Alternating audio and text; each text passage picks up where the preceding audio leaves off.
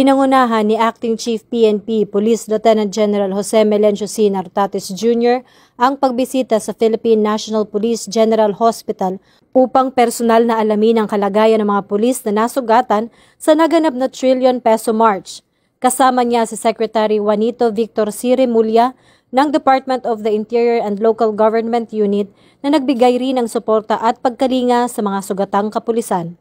Sa pagbisitang ito, kanilang inalam ang mga datos mula sa mga medical staff tungkol sa paggamot, paggaling at kalagayan ng mga pulis. Bagamat nakaranas ng pisikal na pag-atake at tinamaan ng malalaking bato, bote at iba pa, nananatili silang disiplinado at may malasakit sa kanilang tungkulin. Ipinakita nila ang mataas ng antas ng profesionalismo at respeto sa karapatan ng mga nagpoprotesta habang pinapanatili ang kapayapaan at seguridad.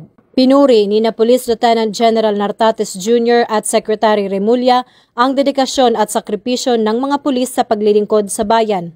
Ang kanilang pagbisita ay patunay ng suporta ng pamahalaan at ng PNP sa mga alagad ng batas na nagsisilbi ng buong puso para mapanatili ang katahimikan at kalayaan sa bawat mamamayan.